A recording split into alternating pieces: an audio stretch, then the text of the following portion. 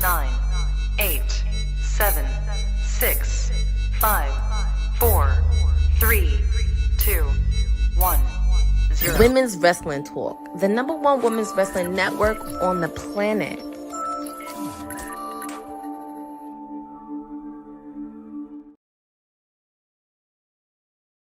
Happy Wednesday. This is your timeless elite, your PR princess, Stone Cold Courtney, whatever you want to call me on this Wednesday edition of WWT. I am back from the office because I did have a few assignments over the weekend, and we will chat more about that throughout the day. It's Wednesday. Of course, AEW Dynamite's going to the movies, but so much is happening. But thankfully, I'm not alone. And this is a ladies edition of WWT. So I'm thinking, who can I introduce first? Because this is ladies' night. But of course, I always have to introduce my counterpart, my sister, who always loves to come with me anywhere I go.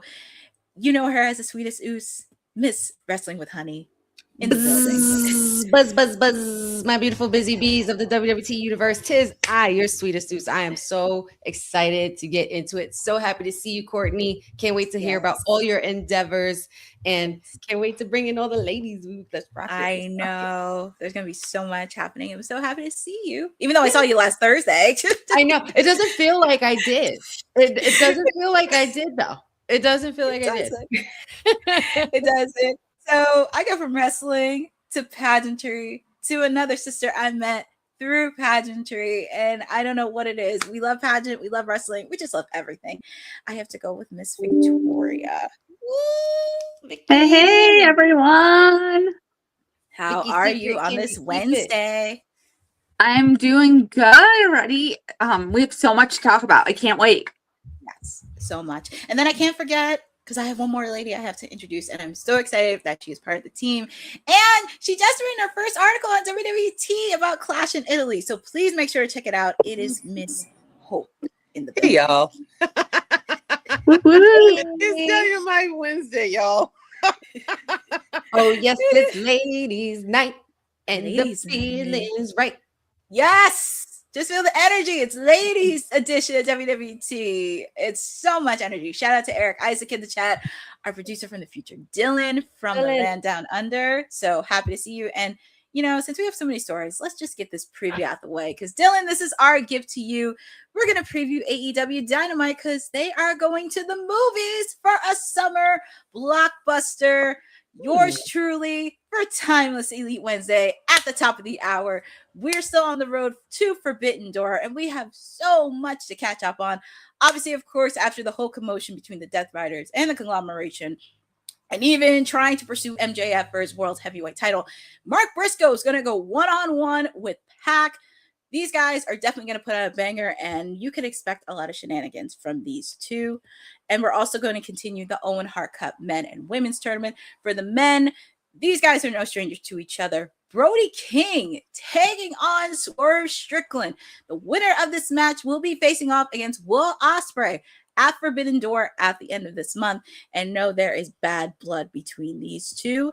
We're also going to have for the ladies Owen Hart Cup women's tournament making her debut in AEW. Sari, and I hope I said this right, will be taking on Skye Blue one-on-one. These two ladies are going at it, and the winner of this match will be facing off against the forever Ring of Honor Women's Champion, Athena, in the semifinals.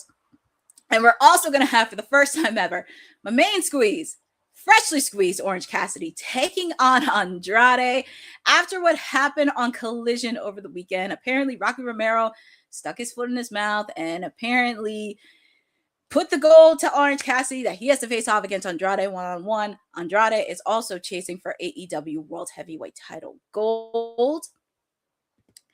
And we're also going to have Jon Moxley, who is coming back home to Ohio. He will defend the AEW Continental Championship against Shane Taylor. You may know them on Ring of Honor, but they've been buzzing these last couple weeks on AEW television on Collision, Shane Taylor Promotions, and they really are putting a threat notice onto the Death Riders. And I can't wait to see these two guys go at it.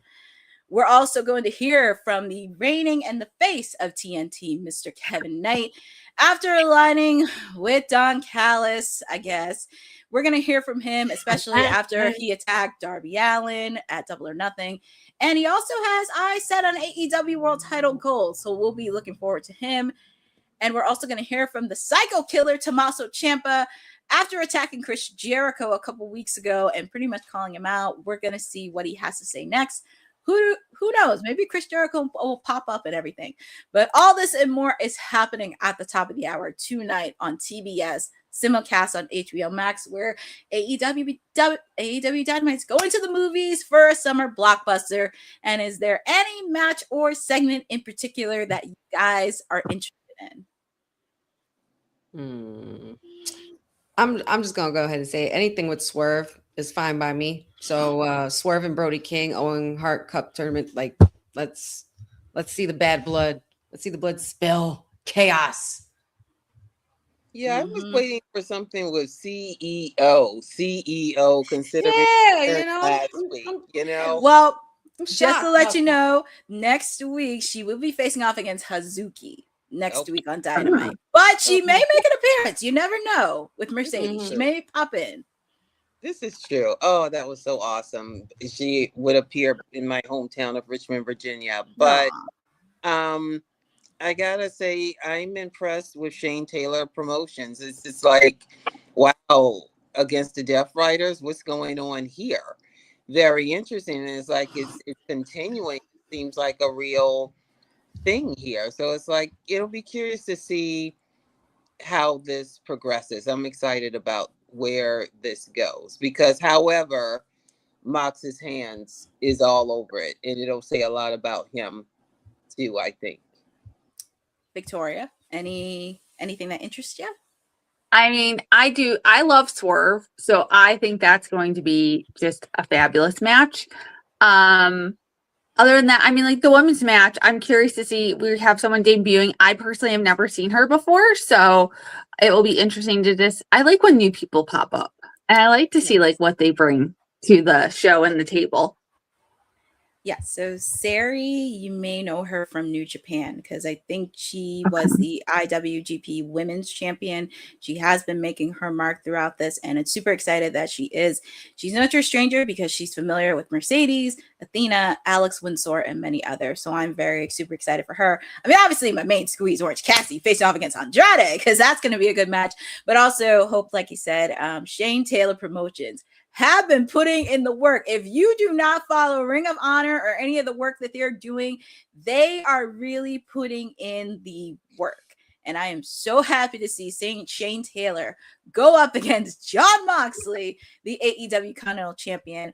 I'm very happy we have another serious contender, and I would love to see that. And it makes me happy to see them get a lot more TV time, not just them, but also the infantry. So happy to see Lee Moriarty on TV on a consistent basis because you may see the little spat between him and Nigel on Collision because after Nigel got a victory at Supercard of Honor, Nigel has an opportunity to go for the Ring of Honor Pure Championship. So I don't know when that match is going to happen, but Nigel, he watch out for Nigel because he can throw a punch. So I'm very excited to see this. Obviously, of course, I'm very excited because we're going to the movies for a summer blockbuster. So there's going to be a lot of thrills, a lot of chills, and everything else. And we may get an appearance from Will Ospreay because I know everybody's like, where's Will Ospreay? Where's Will Ospreay? I'm like, Ospreay. Be patient.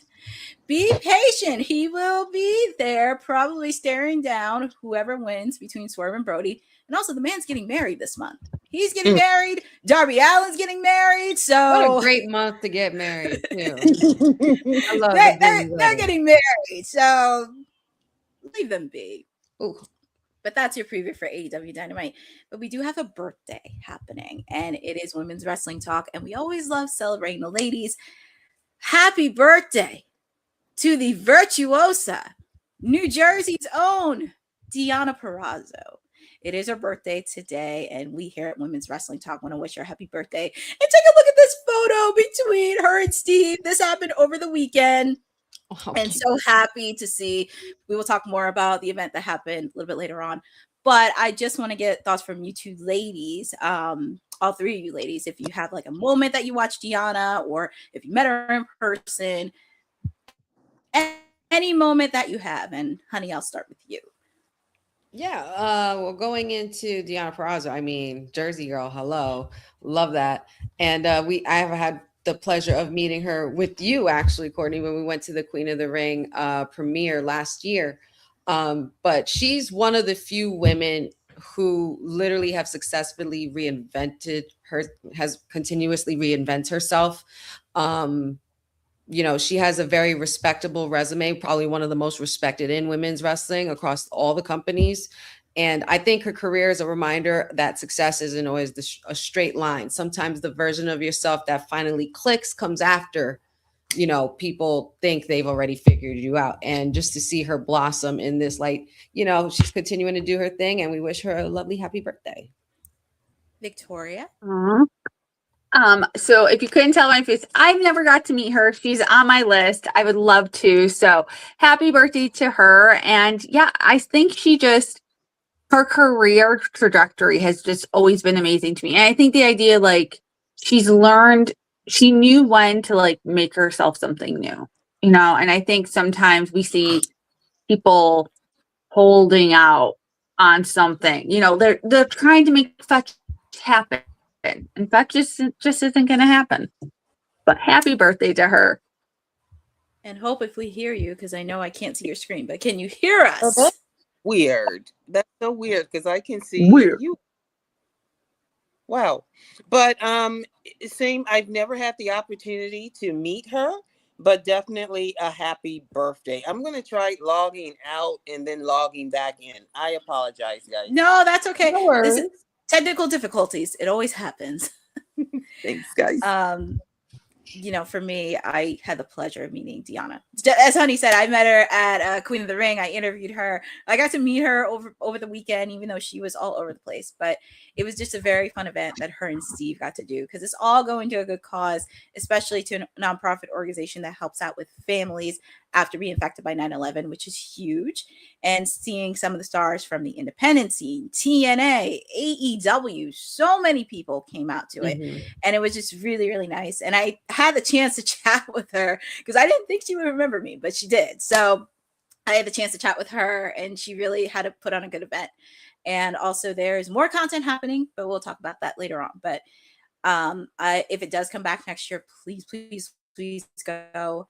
It is such an important cause, and Deonna and Steve and everybody else involved just blew it out the water in Jersey. And I was so happy that I got to cover it on behalf of WWT. So, and yes, Dylan, she is our friend of the show, because Boss Lady interviewed her before I came on and you came on. She interviewed her in the early stages of Women's Wrestling Talk. So definitely following us, and one of which, not for nothing, can we put the pic? And also she's been killing it.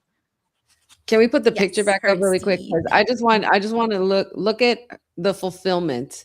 Like, that looks like a hardworking woman who finally got something off. Like, she got, you know what I mean? Like a project off the ground, and she's just leaning into her man at the end of the night, just like, I did it. Like, it was, and you should be damn proud of yourself, girl. She is. She should be. And also, she's the reigning Ring of Honor Pure Women's Champion. I mean, she's put in the work. And I think if you have not been paying attention to Ring of Honor, I think, because I know everybody always has something to say when it comes to Ring of Honor, I think they figured out who are their leading ladies outside of Athena. I think they're starting to figure it out. And I'm happy Deonna is the one that's leading the charge. And I'm happy that she is trying to take that initiative, because they are doing great work. I'm very proud of all of them. It's work in progress, but they're putting in the work. But again, love that. Happy birthday to the virtual. Now we're shifting over to NXT, because there was a lot of stuff that happened in NXT last night. But also, we have a new NXT North American Women's Champion in Zaria. She beat Tatum Paxley for the belt. And I just wanted to get you ladies your quick thoughts on all of this. And was this the right decision? And honey, I'm going to start with you.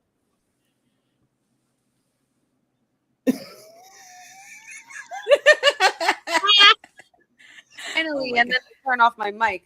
Finally, feels like much, but finally, it feels like NXT is fully committing to Zaria as the future centerpiece with the North American title. Her presentation since the split with the whole Zaruka thing has completely taken a different turn from day one. They finally brought her back to her original roots when she first jumped on the NXT scene, with that dominance and that rage and that, you know, that X factor that she has. And she's brought a really good physicality that stands out with the division. So they're already feeling like they can trust her they're starting to trust new superstars, and they finally got one. And Zaria is definitely has earned this spot. Now the challenge is pretty much sustaining that momentum after such a big win, because Tatum Paxley is not just a walk in the park. Let's keep it real. That match was so good. I enjoyed that match last night, but I'm glad that Zaria is getting her flowers. Yes. Hope, your thoughts on Zaria being the new NXT North American Women's Champion? Copy that. You know, well done, the right call, and it'll be interesting to see how long she holds on to it, because the division is tough. Victoria? So happy. And I hope she has a good long reign, quite honestly, because I feel like she deserves one. But I feel like they're finally starting to like find the right people again and like build up some new people, which, you know, I feel like it's always a complaint, at least for me, with women's wrestling. Like, I feel like they have their one or two people, and then they don't invest in bringing more people in and up and making more stars. So I'm just very happy about that trajectory, hopefully. Yeah, I'm very happy for Zaria that she finally got the belt. Shout out to Tatum Paxley for the reign as being the NXT North American Women's Champion. She's definitely put the work in, but excited to see Zaria in her reign. There's a lot of challengers because we see a lot of ladies from Evolve coming on to NXT, and I would not be shocked if Zaria made an appearance on TNA if she put a challenge to any of the knockouts, because that would be very interesting and also utilize that partnership. So that would be something to do. But also, again, congratulations to Zaria. Congratulations to Tatum Paxley. We don't know where she's going to go. I know people are allegedly reporting she may go to main roster, but whatever Tatum does, just respect that. I know people are saying she may go to Raw to reunite with Lyra. She may go to SmackDown, but she might not. That part. Exactly. So we may not know. We may not know, but congratulations again to Zaria. And it's funny because we did AEW and we're talking about this guy, Jon Moxley. And the crazy part about it is he doesn't do a lot of interviews. And I was very shocked that he did. Well, obviously he did a media tour in his hometown promoting Dynamite, but this was actually very interesting. He was on a local radio show in his hometown, and he explains why recording an audiobook for his autobiography feels pretentious. He goes on to say, yeah, it's very difficult. It's one of the worst parts of it because it takes a really long time and takes a couple weeks, and we're sitting there recording it. And the worst part of it is to like read your own words back. Like, it kind of makes you feel kind of foolish. Let me read my dictations to the world, you know, like, so it's kind of makes you feel like a little silly or reading your own words, but people enjoy it.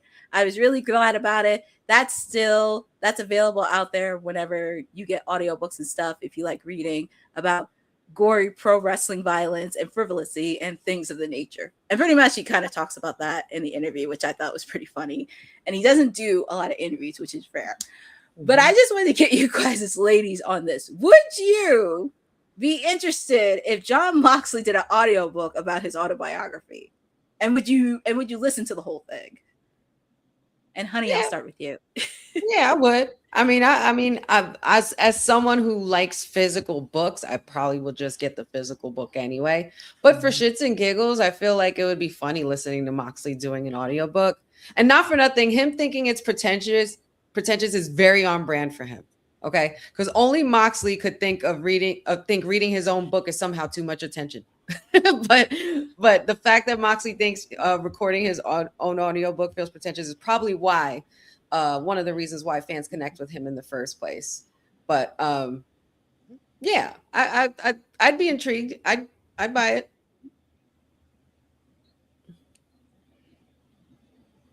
Hope, you want to add any thoughts? Honestly, this doesn't surprise me because if you really know Mox, at least you know what we're told, what we've read about him and things of that nature, he prefers to live his life. It took him the longest to get anything on social. He was very resistant. If it wasn't for management, he wouldn't have the social media, impact following, what have you, that he has now. And it's one of the things that actually draws the fans to him. And it's his craziness, his sincerity. And Renee even will echo that to a degree. So I wasn't surprised by that at all. Would I get the book? Probably, because I'm a Carrie Bradshaw girl in that effect. I love the heart. I love the smell of the book. Me too. Oh my gosh. I was just thinking of that scene was just in my head. But yeah, that's typical Mox. I mean, when I first read that, I laughed out loud. I was like, oh God, Mox, come on. But so him. Victoria. So I am actually a big audio book girly, mostly because I used to drive an hour one way to work every day. So like when you're in a car that much, like they become kind of like your thing. You have to do something a little bit more interesting. I'd be curious to see him read it. Some people do a great job doing their own audio, but there have been a few that they should have hired a professional. But I think he's a great promo, so I feel like he will probably do a great job at this. Yeah. But yeah, I'd be curious, it might be worth a listen. I got a couple of long car rides coming up to go to pageants, so maybe that will be my first pick. There you go. There you go right there. I'm really happy for Jon, and it's funny because I'm going back to our debate on the Shield because we were going through mainstream between Seth and Roman and Jon. Jon doesn't do that much with interviews. He really doesn't. When you really think about it, you don't see him do a lot of mainstream appearances. When he talks about stuff like this, it's like, I kind of want to read it and listen to it from his end and very curious. And if you saw like some of the photos that Renee posted on social, it was them two and their daughter. I just thought it was really funny because he just had the same facial expression. I'm like, this guy, and I think the one photo Renee posted of them together, he was smiling. He very rarely ever breaks. That's a rare occasion even for Moxley. Like that man does not smile at all. He doesn't. And even for Father's Day when they posted, he just kept that serious face. He kept that face. He broods. I don't know who broods worse, him or Jon Snow. Like who has a more brooding face? Like that's tough. That's a good competition for a brooding face. Like who? Maybe not so much mean because Jon Snow's not mean, but I mean obviously Moxley might have the win on that. But in a brooding, just staring down competition, like blank face, who's winning that? I have no idea. Well, that'll be interesting to say. But I wouldn't mind listening to Jon, especially what he says. I mean, he's the ace of AEW. Like he bleeds. He's been doing this for quite some time, and just seeing him at his peak, it's very nice to see. But who knows? Maybe in the future, when it officially comes out, I would like to listen to it. But I also like a real life book to read. Mm-hmm. Audio not so much, but I like a book to read. Can you imagine him though at a book signing?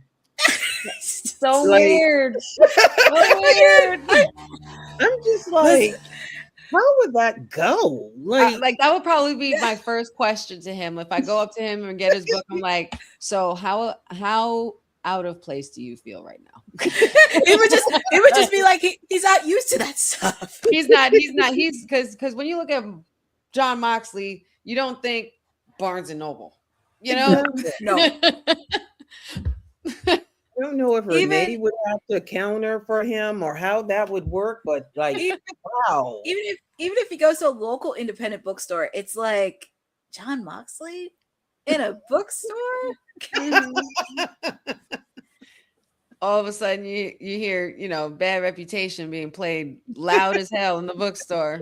Oh my Because, god. you know, the total opposite of a library, but okay. It would be.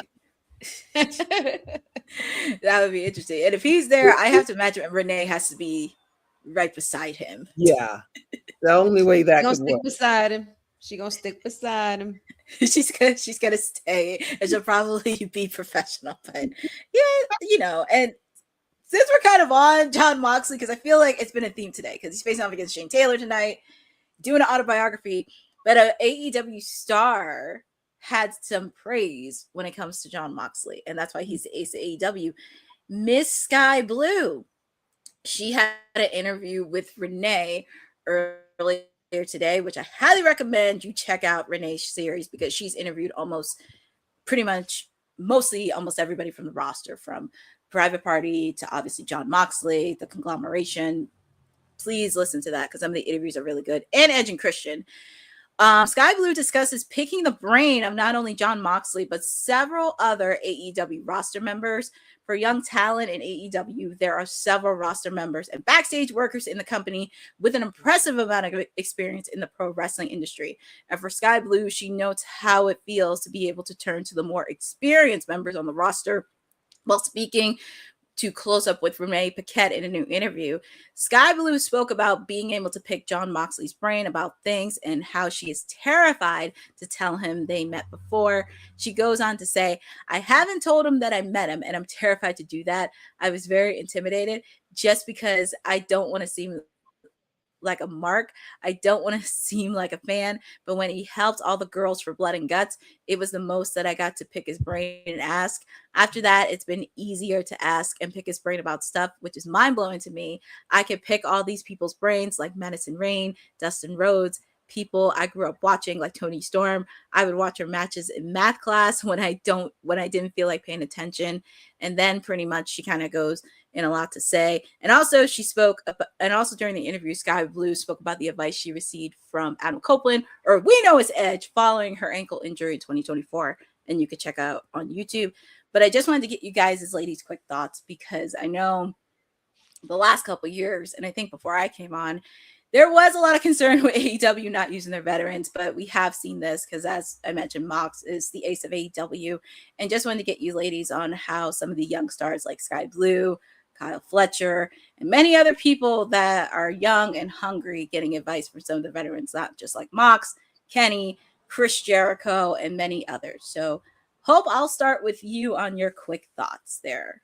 It warmed my heart, in all honesty, because you're thinking about a gentle Mox, a kind Mox, to take the time to do that. It doesn't even match the persona, but you know, it is refreshing, because unfortunately in wrestling and in other professions, there are people who are more senior who won't help or give back.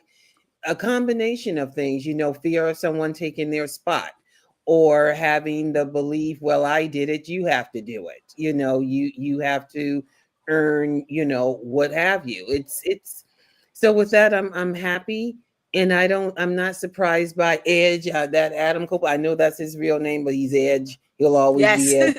Right. You're right. Mm-hmm. Don't get me started on these names again, because that's a whole other show.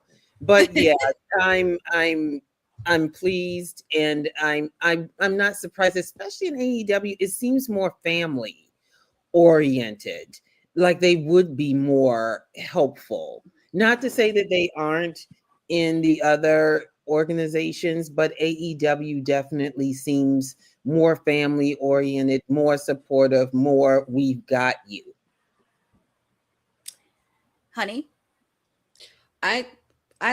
I love hearing about wrestling mentorship. I think younger talent learning from veterans is probably one of my favorite, most underrated wrestling stories. It's one of those moments where when you hear about these stories, you're like, damn, I wish I could have been a fly on the wall for that. And of course, to pick on Moxley's brain of all people. I mean, the guy's wrestled all over the world in different styles. There's nothing you can't learn from him. So access to experienced talent also helps to in their development as well. So it just, it gives them food for thought, and they get to embrace the advice that they get and take that and interpret it to make it their own. And that's how the wheel keeps turning, because Skye Blue, years from now, we're going to be hearing about how somebody, how she helped somebody and how they looked up to her, and we're watching her matches in their math class, and it's just a beautiful circle of life. Victoria? Yeah. I love it. I think that is how great wrestlers are made, right? Is that learning from those who came before, getting information from them. So hearing that is really wonderful. Like, I think there's been talk before. Actually, I think Billy Gunn talked a lot about feeling very frustrated that the younger talent in AEW like weren't open to his feedback. And like, again, people I would pick, Dustin and Billy Gunn are like on the top of my list of people I would pick their brains of if I was ever in wrestling, because I just think both of them, Billy like athletically was insane, and then you got Dustin, who like freaking created the most insane character, was given the weirdest directive and got that thing over like no one's business but Goldust, right? So I think like looking at those people who have done those things, right? Moxley going all over the world. What's it like to wrestle in Japan versus here? What's the style like? I think that's just a key part of like keeping this growing and keeping better and better talent coming out at the end. So I love it. I think it's important. I would add MVP to that list too, because one who's been all over, he's been around for decades, and now he's a manager. He recently resigned. He's not going anywhere. I mean, he's just building his brand, just incredible. So just piggybacking off of what you said, Victoria. And shout out to our mayor in the chat. He just doesn't want to give up my day. But anyways, he just can't. Anyways, and also another person I want to add in, Chris Jericho. Chris Jericho has wrestled everywhere, from Japan to Mexico to Canada. You cannot deny that. And like you said, so many veterans, but it's also with me, Chris Jericho. And I remember when Chris Jericho talked about many times where people underestimated him because of his size, and how people still say that was one of his biggest favorite wrestlers to this day. And it warms my heart to see that. And even not just with Chris, but also with Moxley as well, because Mox has traveled all over the world. So it really does warm my heart to see some of the younger talent really go to them. I know Anthony Bowens and Max Caster, when they were the Acclaim, they did talk about Billy Gunn teaching them and giving them constructive criticism feedback. Because I think Anthony talked about it, and I think Max talked about it in an episode with Chris Van Vliet, like literally. But it was just but it's something that I would love to see. Like I always say, Chris Jericho.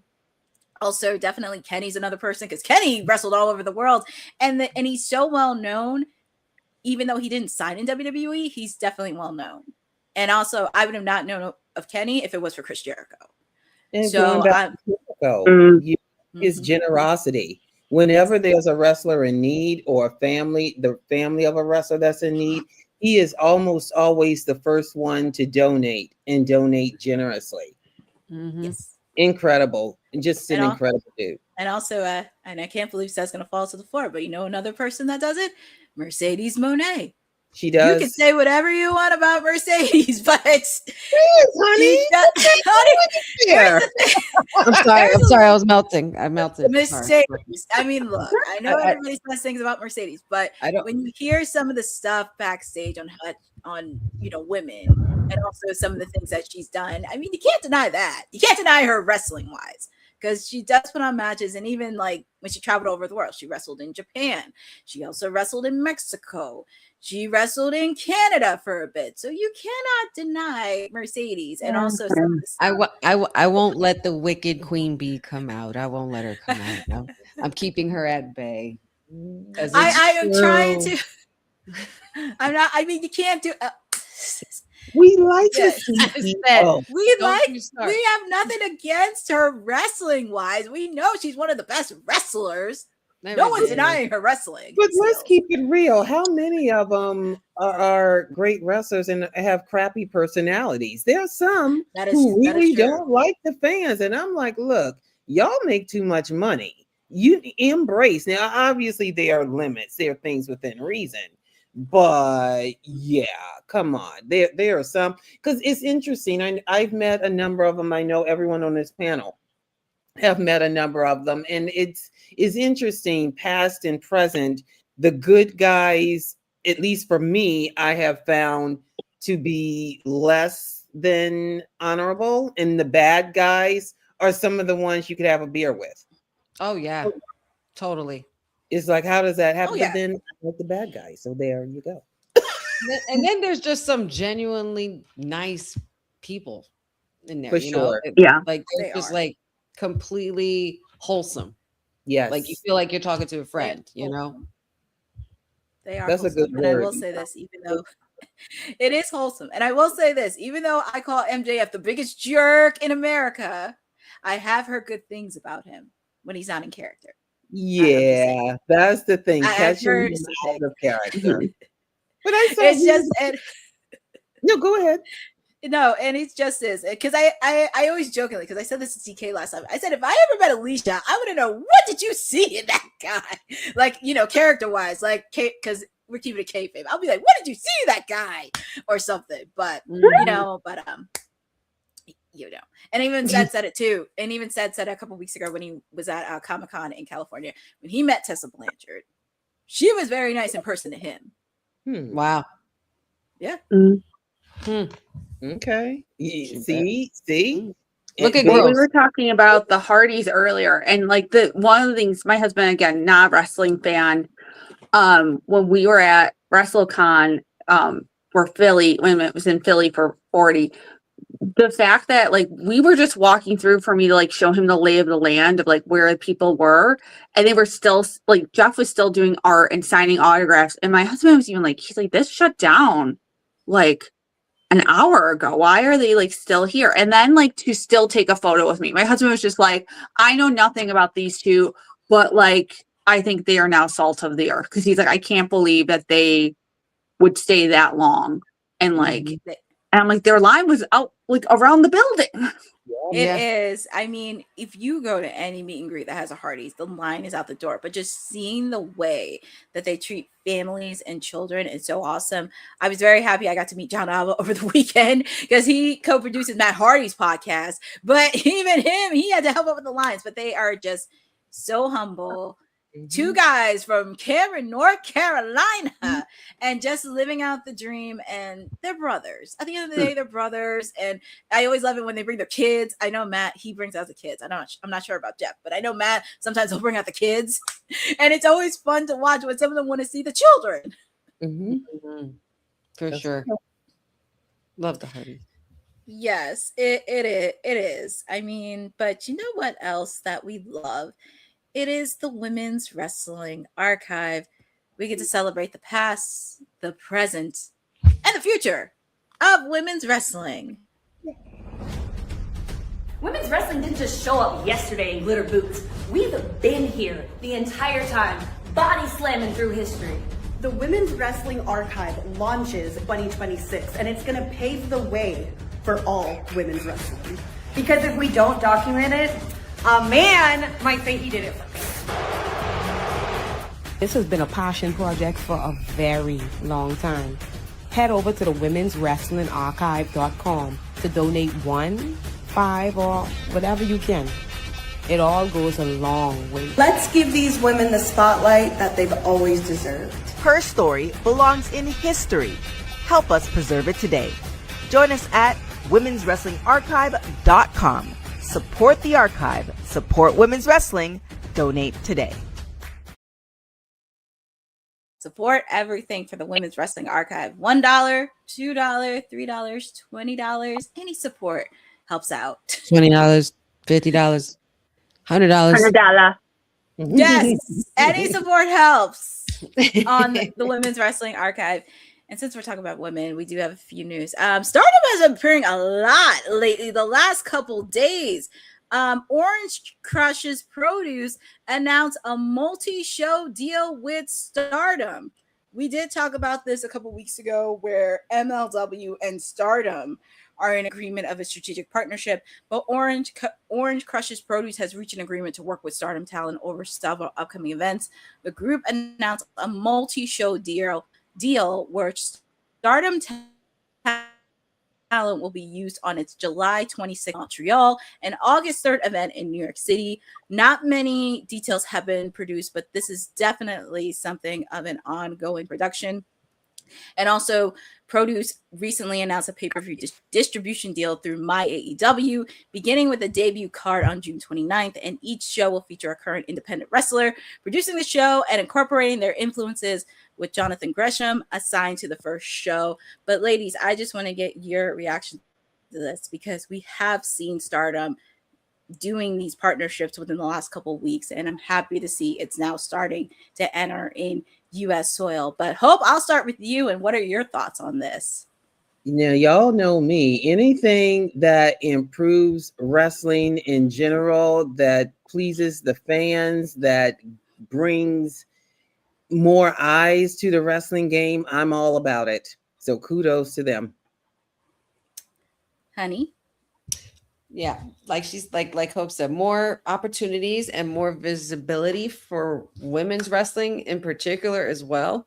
It's Stardom just continues to expand, and that's really great because we know that if there's one thing we've learned, especially with cross promotional opportunities create fresh matches and fresh matchups, new rivalries, everything new, and I'm always all about that. So it just feels like the wrestling world is getting smaller and smaller, but in a good way, smaller than ever, because it's like it's becoming a tight-knit community, even though there are different divisions of the promotions and, subdivisions and whatnot.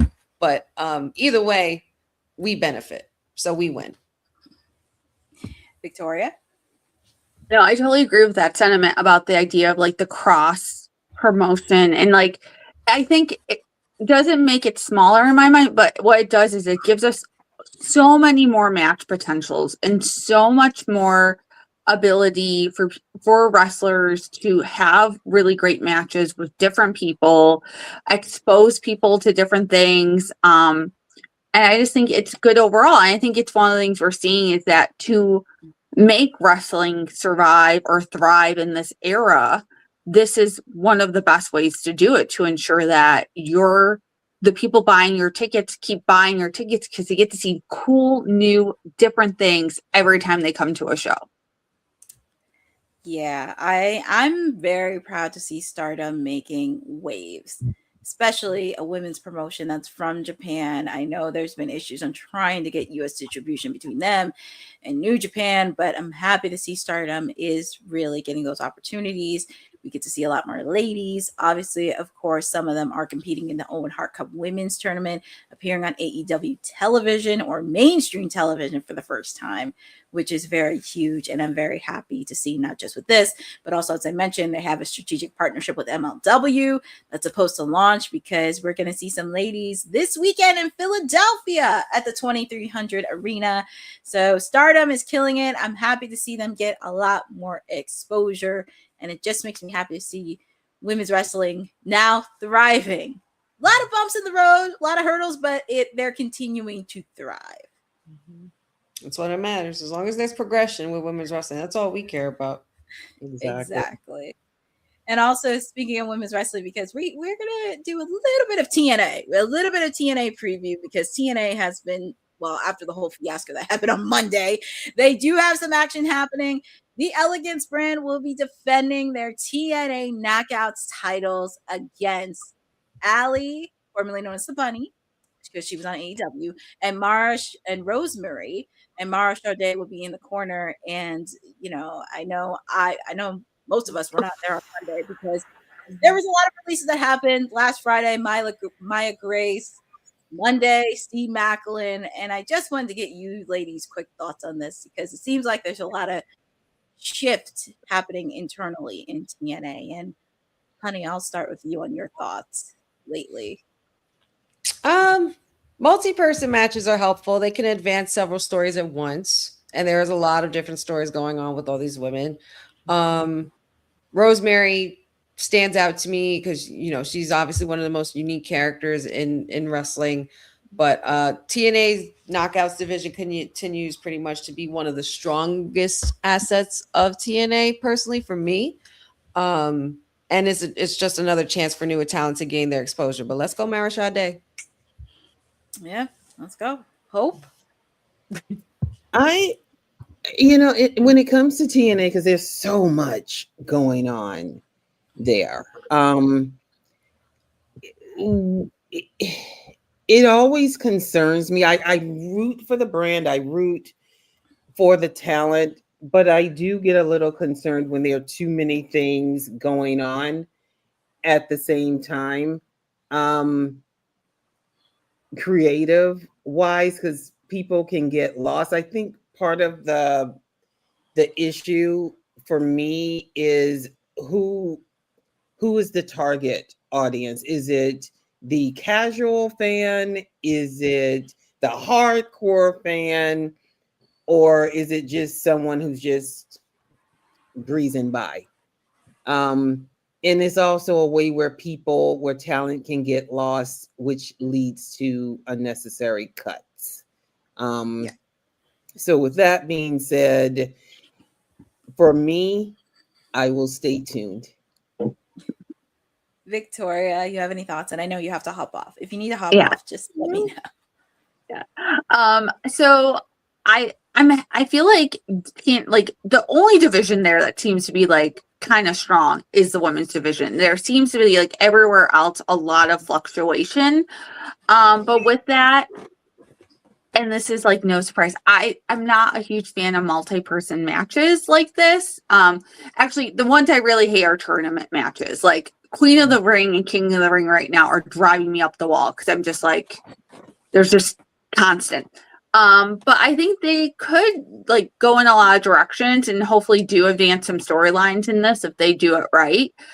So yeah, I'm looking forward to seeing kind of what happens. And there's like, we'll have new stories starting out of it or hints of new stories. That's kind of like, when done well, that's why I like about a multi-man match. Like give me that little moment that you might not pay off for another month, but you like plant the seed I'm looking for.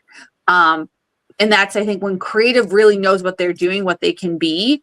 But sometimes they just seem like a blow, let's get them all in the ring and you kind of throw each other around. You kind of hit the nail on the head regarding TNA because I feel like we've been talking about this for the last couple months. TK and I were talking about this because, of course, there is some internal issues because I feel like Hope you kind of said because since they've been at AMC, they have to figure out what demographic, especially for AMC. And also, I don't know if people, well, I'm pretty sure people are aware of it at AMC, but I don't know if they have it at home because everybody's on streaming and everything else. They don't have cable. So that's another thing to see. And also, I know they're trying to get new viewers, but some of the celebrities they got, I just scratch my head and be like, hey, you could have got a little bit. I don't know who's in your PR team or anything else, but I could have got you better people that could represent the brand, especially if they don't have conflict with either WWE or AEW. There are better, let me rephrase this, solid celebrities that you could choose from because even when you debuted, I just had a little bit of a head scratcher. Just like I had a lot of head scratchers, okay. I did. I had a lot of head scratchers. It's like I want to sit in that internal room and just not even listen, but just sit and see what's happening in the entire room, like the process and everything else. And it's just like, okay. I want TNA to thrive still, but I know, but and I said this. It's foolishness. Let's keep it real. Who approved it? Yes. I'm like, who approved this? And also, I mentioned this a couple of weeks ago. Knockouts are in rebuild. The entire division, tag team is in rebuild. Mr. Boniqua from the Bronx, Mike Santana, his contract is getting ready to expire soon. So I'm hoping he resigns. So hopefully we can see him on TNA being the champ. But I want TNA to thrive because that was the second wrestling brand I watched That was the second remember one. So the octagon ring. I Yep. loved it. It made it stand out. But yeah, it's a far cry from the Carter Jarrett days. yes, so much is happening. And you get to watch it on Dark Side of the Ring, because Dark Side of the Ring is happening soon, and they're doing a 2 or 3 part episode about TNA. So All right, friends, I'm popping off. I'll see you back on Friday. All right, Vicky. Good to Enjoy see your you. dinner. all right, bye. Thank you, Victoria. Bye, Victoria. Bye. And I wish she could have stayed for a final story, because this is about Miss Cathy Kelley. If you watched her interview yesterday on Chris Van Vliet, she revealed that she was recently diagnosed with autism. She spoke with Chris about the diagnosis, how she reframed, how she understands herself, particularly in social settings. She goes on to say, I was recently diagnosed with autism, and I recognize that changes a lot of the social dynamics that I have. And adding that when she describes herself as introverted, I feel like it's a little bit more than a typical person would be. But she mentioned that she's pretty introverted and pretty low key nowadays. Said she places a high value on self-work and learning about herself, with a long-standing interest in psychology that she shapes on how she watches everything from reality television to her own segments. She credits Kevin Owens as a particularly important source of support, naming him as one of her closest friends in WWE. Kelley goes on to say, Kevin Owens has been super supportive, especially since the diagnosis, since he knows so much about it because of his son. She describes him as very grounded and a good person to go to for advice, because he'll direct about it and give you a really good answer. YouTube channel. And ladies, I just want to get your quick thoughts on this, because this has been buzzing the last 24 hours, and Cathy Kelley mentioned this on social. And honey, I will start with you. I mean, well, this is a very important story, and it matters because there's 2 words that come to mind: representation and understanding. It's important for people to tell their own story in their own way, and Cathy sharing her experience can also help the next person. Learning more about yourself, especially as an adult, can provide a lot of clarity and context. And a lot of adults do receive diagnoses later in life. So, but it takes courage to be vulnerable publicly, and all power to her, because, granted, she's not a superstar, like a on talent superstar. She does the commentary and the interviews and stuff like that, and we love her all the same. But we have to remember that this is just another layer of the pieces of the global machine behind WWE, how so many people are involved, and she's one of those pioneers from in the back in the interviews and doing all of that stuff. So sharing her experience even helps one person better understand themselves, then that's so important, and it's extremely meaningful, and it can create such a good impact. But it doesn't define her, and it's just another piece of understanding her experience. So love to Cathy Kelley. Mwah. Absolutely. I find it interesting that when some people get these types of diagnoses later in life, it's like, where was the disconnect earlier on? Mm-hmm. But with that being said, I'm glad that she came out.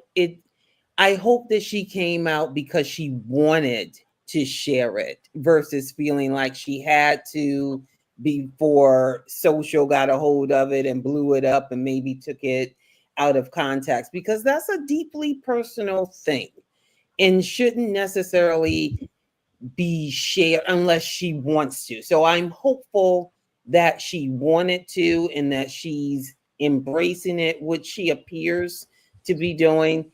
And I certainly wish her nothing but the best. I'm not surprised that Kevin Owens is supportive. Though I've never had the pleasure of meeting him, I've heard nothing but good things about him behind the scenes.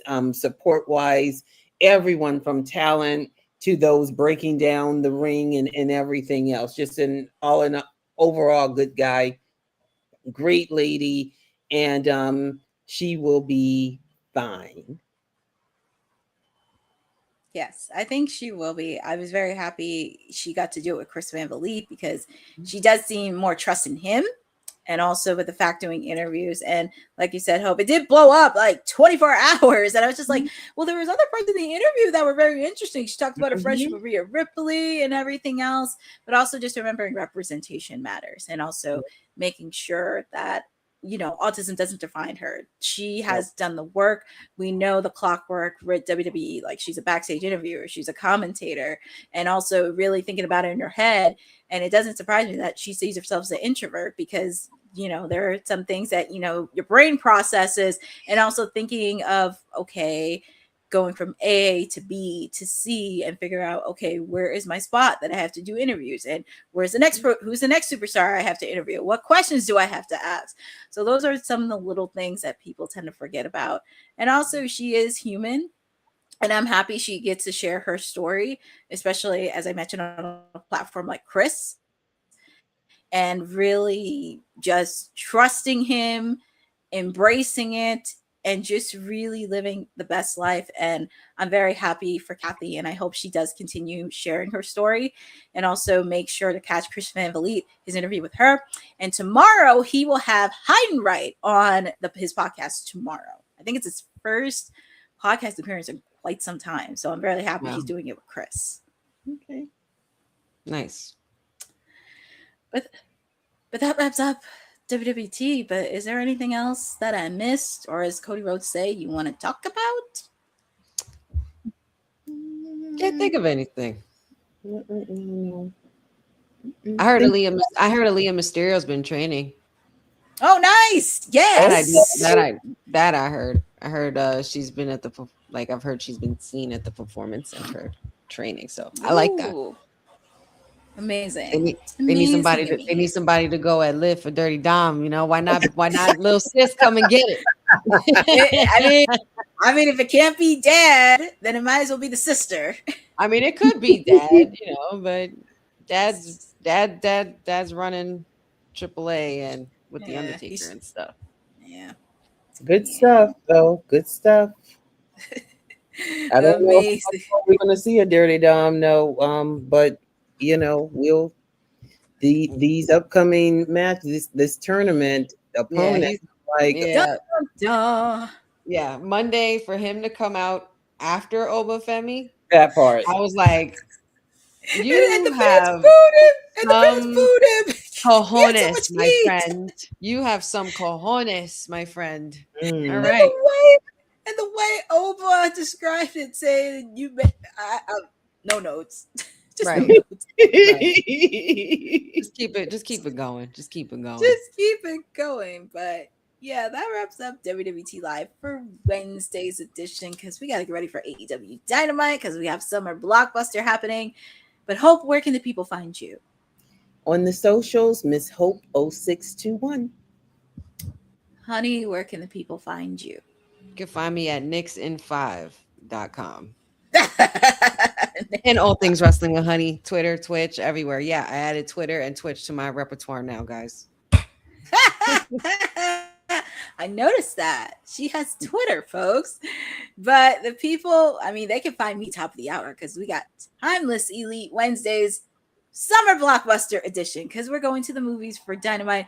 We have the Owen Hart Cup men and women's tournament happening. We got a few matches. I mean, Shane Taylor, he's going to challenge Mox. I can't wait to see that. And seeing everybody from Shane Taylor promotion. Well, not everybody in Shane Taylor, but I'm happy to see Shane Taylor on TV. But the people can find me chirping periodically on WWT Live as much as I can. You can follow me on my socials at CourtneyNJ11 on Twitter and Instagram, because I still have content for Battle for the Brave over the weekend. Shout out to Deonna and Steve Macklin for putting on an amazing show. I have been putting content up from the red carpet. Happy to interview Emily J. and Kaya McKenna, two ladies from the independent scene that are killing it. I was so happy to interview Ian Riccaboni on the red carpet as well. That was one of my favorites. But also, I do have more content happening, and sharing it. It was a really good event, and I'm so glad I happened to go. Also, make sure I also have content from 80s Wrestling Con. I got to post. Make sure to check out the interview with Bronwyn Billington, the daughter of the Dynamite Kid, and also Francine, because Honey interviewed Francine and I interviewed Bronwyn. So please make sure to do that. Shout out to the rest of our team, because we're on the ground this summer and we have a lot of stuff happening. This weekend, I will be at MLW for Philadelphia.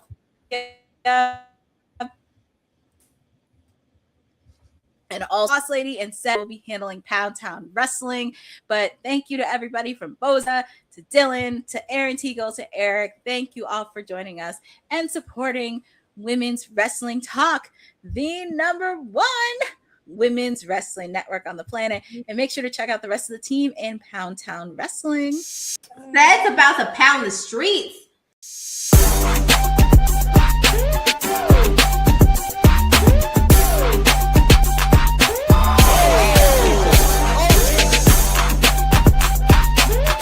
This is a no DQ match. You know who you're talking to? But as I'm looking around, I don't see anyone more beautiful than me. Last Downtown was supposed to be my debut win. What are you doing in my office, girl? The locker room is over there.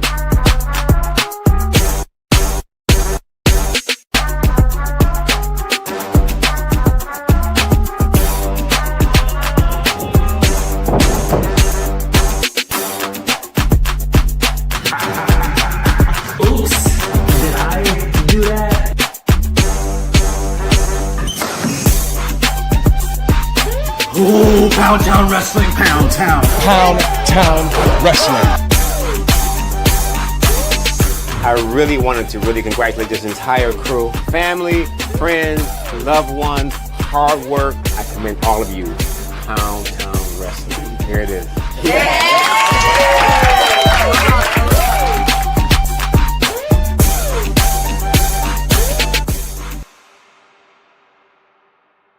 Thanks for joining WWT. Don't forget to like us on all social media platforms at WW Talk Pod.